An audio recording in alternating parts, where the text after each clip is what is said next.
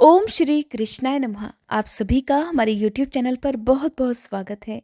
इससे पहले की वीडियो को इतना प्यार देने के लिए आप सभी का बहुत बहुत धन्यवाद। रसपान कीजिए आज के अध्याय का। श्री सूत जी महाराज यहाँ पर श्री वशिष्ठ जी से वार्तालाप कर रहे हैं। श्री सूत जी कहने लगे कि पूर्व काल में त्रिशंकु नाम से प्रसिद्ध एक सूर्यवंशी राजा थे। वे महर्षि वशिष्ठ के शिष्य थे और सदा यज्ञ याग आदि किया करते थे। उन्होंने अपनी प्रजा का अपने पुत्र की तरह पालन किया था। एक दिन राजसभा में बैठे हुए मुनिवर वशिष्ठ जी से राजा ने बड़ी विनयपूर्वक कहा कि भगवान, अब मैं ऐसे यज्ञ के द्वारा भगवान की आराधना करना चाहता हूँ जिससे इस शरीर के साथ ही स्वर्गलोक में शीघ्र ही जाना संभव हो सके। वशिष्ठ जी कहने लगे, राजन, ऐसा कोई यज्ञ नहीं है जिसके द्वारा इसी शरीर से मनुष्य स्वर्ग में जा सके। स्वयंभू ब्रह्मा जी ने जिन अग्निष्टोम आदि यज्ञों का प्रतिपादन किया है, उनके करने पर भी दूसरे ही शरीर से स्वर्ग की प्राप्ति होती है। त्रिशंकु बोले, प्रभो, यदि इसी शरीर से स्वर्ग की प्राप्ति कराने वाला यज्ञ आप मुझसे नहीं करा सकते, तो मैं किसी दूसरे ब्राह्मण को आचार्य बनाकर उस यज्ञ का अनुष्ठान करूंगा और इसी शरीर के साथ स्वर्ग को जाऊंगा। श्री सूत जी कहते हैं कि त्रिशंकु का ये वचन सुनकर महर्षि वशिष्ठ जी ने हंसते हुए कहा, पृथ्वीनाथ, आज ही वैसा यज्ञ कीजिए, मुझे कोई आपत्ति नहीं है। तब राजा वशिष्ठ मुनि को प्रणाम करके उस स्थान पर गए जहां उनके 100 पुत्र रहते थे। उनके सामने भी राजा ने अपना वही उद्देश्य रखा। तब उन्होंने भी वही उत्तर दिया जो वशिष्ठ जी ने कहा था। ये सुनकर राजा ने पुनः उनसे कहा कि गुरुपुत्रों, आपके पिताजी इस समय मुझे सशरीर स्वर्ग भेजने में असमर्थ हो गए हैं, इसलिए मैंने उन्हें छोड़ दिया है। अब मेरे पुरोहित वो नहीं रहे, और अगर आप लोग भी मुझसे वैसा यज्ञ नहीं करवाएंगे तो मैं आपको भी छोड़कर शीघ्र ही दूसरे पुरोहित का वरण कर लूंगा। ये सुनकर वे सभी गुरुपुत्र कुपित हो गए और कठोर वाणी में बोले, पापी, तूने हितैषी गुरु का त्याग किया है, इसलिए तू सभी लोगों के द्वारा निंदित चांडाल हो जा। उनका यह वाक्य पूरा होते ही राजा त्रिशंकु उसी क्षण विकृत और विकराल शरीरधारी चांडाल हो गए। अपने आप को विकृत चांडाल के रूप में देखकर राजा को अब बड़ी लज्जा हुई। वे बहुत दुखी होकर इधर उधर घूमने लगे। सोचने लगे कि मैं क्या करूं, कहाँ जाऊं, किस प्रकार मुझे शांति मिलेगी। मैं जलती हुई आग में समा जाऊं या फिर विष खा लूं, किस उपाय से आज ही मेरी मृत्यु हो जाए।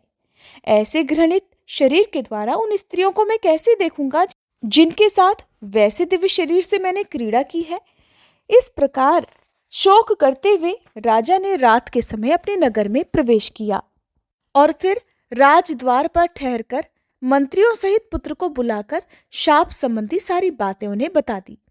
दूर खड़े हुए राजा का ये वचन सुनकर वे मंत्री और पुत्र भी शोकमगन होकर रोने लगे। तब राजा ने अपने मंत्रियों से कहा कि अगर मेरे प्रति तुम्हारे हृदय में अविचल भक्ति भाव हो तो अब मेरे पुत्र का मंत्रित्व स्वीकार कर लो। मेरा बड़ा पुत्र हरिश्चंद्र मुझे बहुत ही प्रिय है, इसलिए शांतचित्त होकर इसी को मेरे स्थान पर यथासंभव शीघ्र ही राजा बनाओ। मैं तो अब अपने संकल्प को पूरा करूंगा, या तो इसी प्रयत्न में प्राण दे दूंगा या सदेह स्वर्गलोक में जाऊंगा। ऐसा कहकर त्रिशंकु वन में चले गए और मंत्रियों ने उनके पुत्र को राज सिंहासन पर बिठा दिया। श्री सूत जी कहते हैं, उसके बाद त्रिशंकु ने यह निश्चय किया कि इस समय त्रिलोकी में विश्वामित्र मुनि को छोड़कर दूसरा कोई ऐसा नहीं है जो मुझे इस भयंकर दुख से बचा सके। मन में ऐसा विचार कर उन्होंने कुरुक्षेत्र को प्रस्थान कर लिया। वहां पहुंचकर वे विश्वामित्र जी का आश्रम ढूंढने लगे। इतने में ही दूर से उन्हें काले धुएं का पुंज दिखाई दिया और जल का स्पर्श करके आती हुई शीतल हवा ने उनकी सारी थकावट दूर कर दी। इससे जलाशय और आश्रम का अनुमान करके वे जल्दी जल्दी चलने लगे। थोड़ी ही देर में नदी के तट पर एक मनोहर आश्रम दिखाई दिया जो चारों ओर से फूले फले वृक्षों द्वारा घिरा हुआ था। वहां नेवले, सर्पों के, उल्लू, कौवों के, बिलाव, चूहों के और व्याघ्र नाना प्रकार के मृगों के साथ खेल रहे थे। उसी आश्रम पर पहुंचकर त्रिशंकु ने तपस्या के निधान विश्वामित्र मुनि को देखा। उनका दर्शन करके दूर खड़े होकर अपने नाम का परिचय देते हुए उन्होंने मुनि को साष्टांग प्रणाम किया और कहा कि हे विप्रवर, मैं शाप से मुक्त होने के लिए संपूर्ण जगत के मित्र महर्षि विश्वामित्र की शरण में आया हूं। सुनकर विश्वामित्र जी कहने लगे, हे राजन, तुम तो वशिष्ठ जी के यजमान हो। वशिष्ठ या फिर उनके पुत्रों को ही तुम्हारा यज्ञ कराना चाहिए। फिर उन्होंने तुम्हें शाप क्यों दिया? तुमने उनका कोई अपराध किया था? तो त्रिशंकु कहने लगे, मुने, मैंने वशिष्ठ जी से ऐसा यज्ञ कराने के लिए प्रार्थना की थी कि जिसके द्वारा मेरा इसी शरीर से स्वर्गलोक में जाना संभव हो सके। और मेरी प्रार्थना सुनकर उन्होंने मुझे उत्तर दिया कि राजन, ऐसा कोई यज्ञ नहीं है जिससे देहांतर ग्रहण किए बिना इस शरीर से स्वर्गलोक में जाया जाए। इस पर मैंने भी उनसे कह दिया कि अगर किसी उत्तम यज्ञ के प्रभाव से मुझे इस शरीर के साथ ही स्वर्गलोक में नहीं पहुंचाएंगे तो मैं आज ही अपने इस उद्देश्य की सिद्धि के लिए किसी अन्य ब्राह्मण को अपना पुरोहित बनाऊंगा। मेरा ये विचार जानकर वे कहने लगे कि जिससे तुम्हारा भला हो वही करो। तब मैंने भी उनके पुत्रों के पास जाकर वशिष्ठ जी के साथ की हुई सारी बातें कह सुनाई। इस पर उन सब ने मुझे श्राप देकर चांडाल की दशा में पहुंचा दिया। हे मुनीश्वर, तब मैंने मन ही मन आपको याद किया और बहुत दूर से बड़ी भारी आशा लगाकर आपके पास यहाँ कुरुक्षेत्र में आया हूँ। मुने, आपके लिए त्रिलोकी में कुछ भी असाध्य नहीं है, इसलिए आप मुझे दुखी के दुख निवारण का कोई उपाय अवश्य कीजिए। राजा त्रिशंकु की ये बात सुनकर विश्वामित्र जी कहने लगे, राजन, मैं तुमसे वैसा यज्ञ कराऊंगा जिसमें क्षण भर में तुम स्वर्गलोक को चले जाओगे। आओ मेरे साथ तीर्थ यात्रा के लिए चलो, जिससे चंडालता से मुक्त होकर यज्ञ करने के योग्य हो जाओ। ऐसा कहकर विश्वामित्र जी त्रिशंकु को अपने पीछे पीछे आने का आदेश देकर तीर्थ यात्रा के लिए चल दिए। उन महात्मा के साथ तीर्थों में विचरते हुए त्रिशंकु का बहुत सारा समय बीत गया, किंतु वे पाप और चंडालत्व से मुक्ति नहीं पा सके। क्रमशः यात्रा करते करते वे दोनों अर्बुदाचल अर्थात आबू के समीप आए। उस पर्वत पर चढ़कर उन्होंने पाप नाशक अचलेश्वर का दर्शन किया। मंदिर से निकलने पर वहीं मुनिश्रेष्ठ मार्कंडे जी से भी भेंट हो गई। विश्वामित्र जी को देखकर मार्कंडे जी ने पूछा, मुनीश्वर, इस समय आप कहाँ से आ रहे हैं और आपके पीछे ये कौन दिखाई देता है? तब विश्वामित्र जी बोले, मुने, ये राजाओं में श्रेष्ठ त्रिशंकु हैं। वशिष्ठ के पुत्रों ने क्रोध करके इन्हें चांडाल की दशा में पहुंचा दिया है। मैंने इनसे प्रतिज्ञा की है कि जब तक तुम पवित्र नहीं हो जाओगे तब तक मैं तुम्हारे साथ सभी तीर्थों में भ्रमण करूंगा। मैंने पृथ्वी के सभी तीर्थों और मंदिरों में भ्रमण कर लिया, परंतु ये तो अभी तक पवित्र नहीं हो सके। इसलिए अब मैं इस पृथ्वी को त्याग कर कहीं अन्यत्र चला जाऊंगा। श्री मार्कंडे जी कहने लगे, मुने, अगर ऐसा है तो आप इस पृथ्वी को त्याग कर कहीं मत जाइए।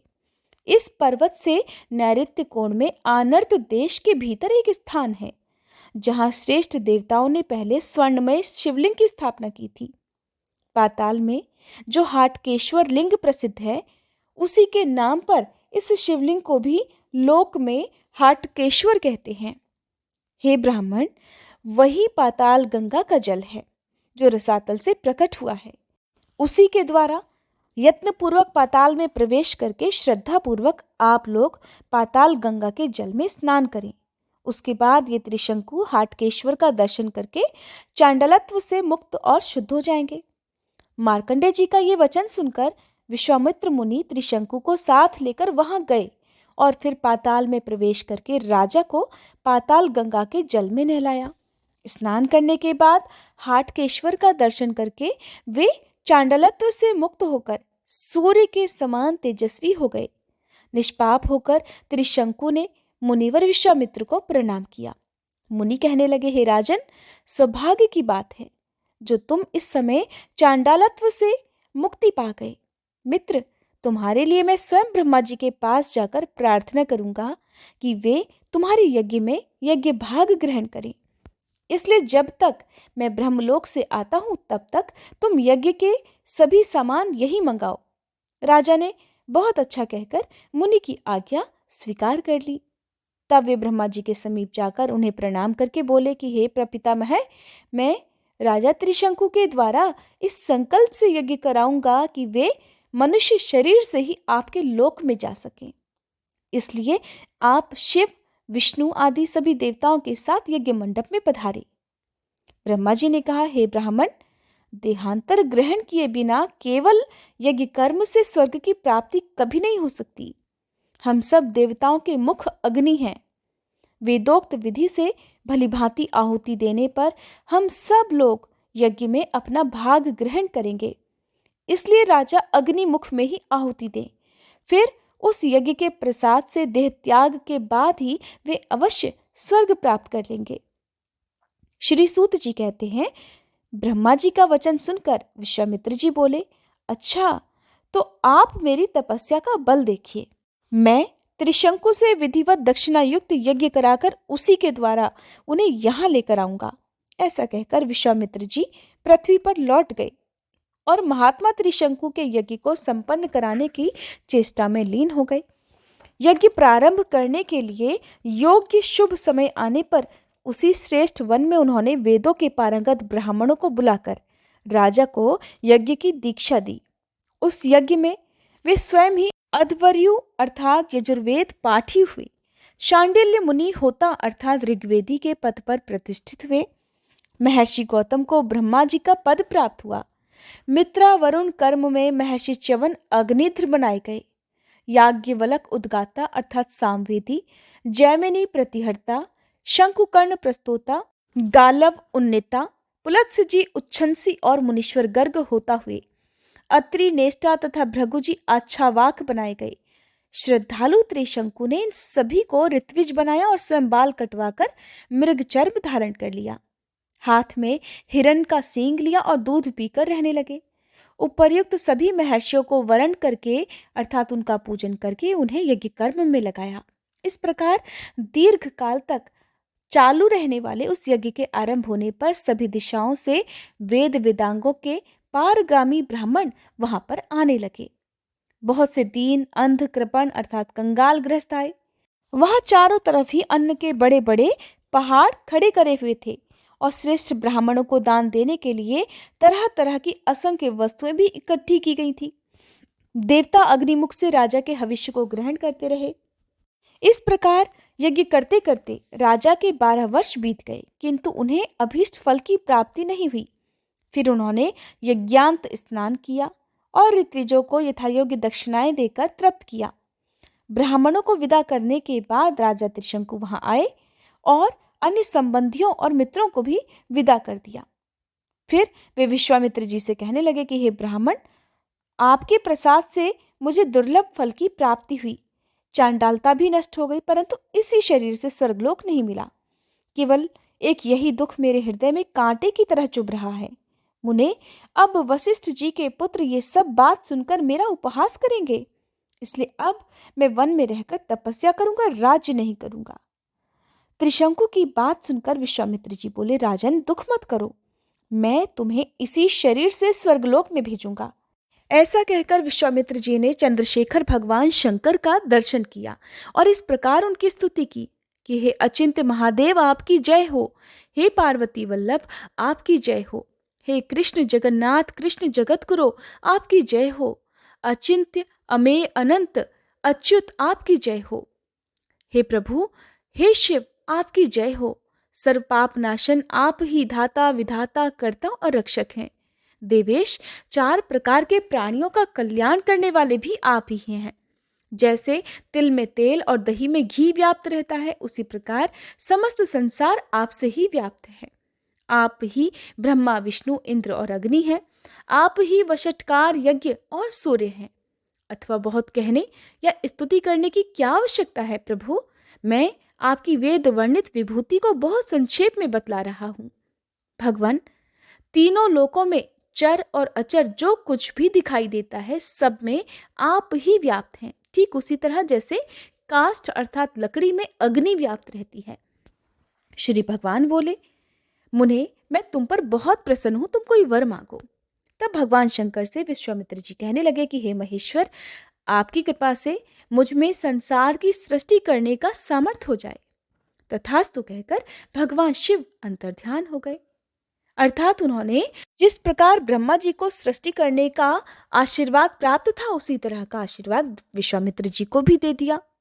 अब तो विश्वामित्र जी वहीं स्थित होकर ध्यान पूर्वक 4 प्रकार की सृष्टि करने लगे। इस प्रकार जल में प्रवेश करके सृष्टि चिंतन करने वाले विश्वामित्र जी ने जिन जिन वस्तुओं की सृष्टि की, वे सब आज भी दिखाई देती हैं। उन्होंने समस्त देवगण, नक्षत्र, ग्रह, मनुष्य, नाग, राक्षस, वृक्ष युक्त लता, सप्तऋषि और ध्रुव आदि सब की रचना की और उन सबको अपने अपने कर्तव्य कर्मों में नियुक्त किया। तब आकाश में एक ही साथ 2 सूर्य और 2 चंद्रमा उदित हुए और अन्यान्य ग्रह भी 2 गुने उत्पन्न हो गए थे। सप्तऋषियों सहित संपूर्ण नक्षत्र भी दुगुने दिखाई देने लगे। इस प्रकार आकाश में सभी ग्रह नक्षत्र द्विगुण होकर एक दूसरे से स्पर्धा रखकर लोगों के मन में भ्रम उत्पन्न करने लगे। कारण ये कि एक सृष्टि ब्रह्मा जी द्वारा रचित थी और दूसरी विश्वामित्र जी द्वारा। ये देखकर इंद्र सभी देवताओं के साथ ब्रह्मा जी के पास गए और प्रणाम करके बोले, हे सुरश्रेष्ठ, इस समय विश्वामित्र जी ने सृष्टि रचना प्रारंभ कर दी है, इसलिए जब तक उनकी सृष्टि से ये संपूर्ण विश्व व्याप्त ना हो जाए तब तक आप स्वयं जाकर उन्हें रोकिए। तब ब्रह्मा जी मुनिवर विश्वामित्र जी के पास गए और इस प्रकार बोले कि हे ब्रह्मर्षि, तुम मेरे कहने से सृष्टि रचना का कार्य अब बंद करो। विश्वामित्र जी ने सुना तो कहने लगे, अगर राजा त्रिशंकु इसी शरीर से आपके लोक में चले जाए तो मैं नई सृष्टि नहीं करूंगा। सुनकर ब्रह्मा जी बोले कि हे मुनीश्वर, मुझे स्वीकार है, ये राजा त्रिशंकु इसी शरीर से मेरे साथ स्वर्गलोक में चलें, तुम सृष्टि रचना से मुक्त हो जाओ। ऐसा कहकर ब्रह्मा जी त्रिशंकु को साथ लेकर चले गए और महर्षि विश्वामित्र जी हर्ष में भरकर वहीं रुके रहे। हरे कृष्णा। आज का अध्याय समाप्त हुआ। उम्मीद है ये कथा आपको पसंद आई होगी। वीडियो कैसी लगी मुझे कमेंट बॉक्स में जरूर बताइएगा। और इससे पहले की एक वीडियो में आप सभी ने मुझे बहुत अच्छे अच्छे सुझाव दिए, जिनके लिए सबसे पहले तो आपका बहुत सारा धन्यवाद। और मैंने जैसा कि आपको बताया था कि कुछ लोग हमारे चैनल की वीडियोस को एज इट इज़ उठाकर अपने चैनल पर अपलोड कर रहे हैं, एक तरह से जिसे चोरी करना ही कहते हैं। तो कुछ लोगों को मैंने कमेंट किया था, जिसके बाद से उन्होंने अपने चैनल से वो वीडियोज़ डिलीट कर दी हैं और उम्मीद ये भी है कि आगे से वो लोग ऐसा काम नहीं करेंगे। लेकिन फिर भी एक चैनल है जिन पर अभी तक के मेरे मार्गशीर्ष मास के अध्याय या फिर जो भी कथाएं मैं सुनाती हूँ, पूर्णिमा की या जो भी कथाएं आप सुनते हैं हर महीने की, वो उन्होंने अपने चैनल पर अपलोड की हुई हैं। और जब मैंने उनसे अपने चैनल से ये वीडियोस डिलीट करने के लिए मैसेज किया तो उन्होंने उल्टा मुझे ही बोल दिया कि ये उनकी खुद की वीडियोस हैं जो उन्होंने खुद बनाई हैं।